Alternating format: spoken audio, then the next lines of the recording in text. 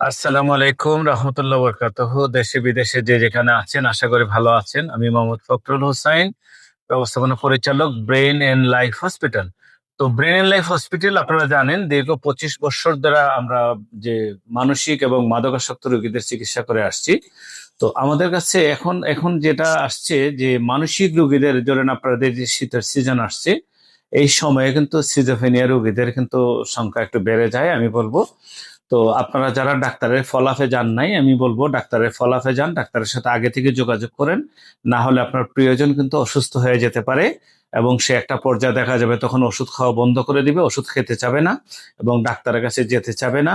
তো আগেই এখনো সে সুস্থ আছে, আমি বলবো এই অবস্থায় আপনি যদি অনেকদিন ধরে ওষুধ ডিসকন্টিনিউ থাকে, ওষুধটা কন্টিনিউ করেন এবং ডাক্তারের পরামর্শ অনুযায়ী, বিশেষজ্ঞ চিকিৎসকের পরামর্শ ছাড়া ওষুধ গ্রহণ করা বা বন্ধ করা কোনোভাবেই ঠিক হবে না। তো মানসিক রোগীদেরকে অবহেলা না করে সুচিকিৎসার মাধ্যমে তাদেরকে স্বাভাবিক জীবনে ফিরিয়ে দেন। ব্রেন এন্ড লাইফ হসপিটাল আপনাদের পাশে ছিল, আপনাদের পাশে আছে। তো আমি যেটা জানতে চাই আপনাদের কাছ থেকে যে বিষয়টা, যে আপনারা কি এই বিষয়ে কি অবগত কিনা? আসছে 10ই অক্টোবর বিশ্ব মানসিক দিবস। তো এই 10ই অক্টোবর নিয়ে অনেক চিন্তা ভাবনা আছে, অনেক প্ল্যানিং আছে।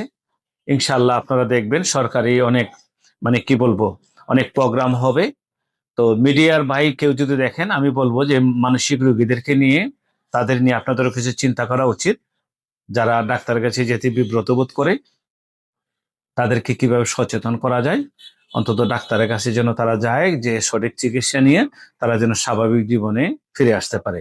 তো অনেকেই আমি মনে করি যে ডাক্তারের কাছে যেতে চান বা যান, তো সব ডাক্তার যে আপনার এই রোগীর সাথে যে খারাপ ব্যবহার করে, এই কথাটা কিন্তু ঠিক না।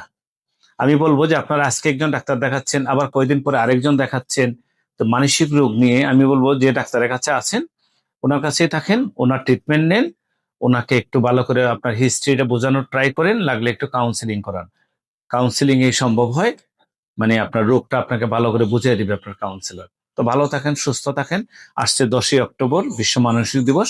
আপনার ঘরে যদি মানসিক ভাবে অসুস্থ কেউ থাকে, তাকে পরিচর্যা করুন, তাকে ডাক্তারের কাছে নিয়ে যান, চেক আপ করান।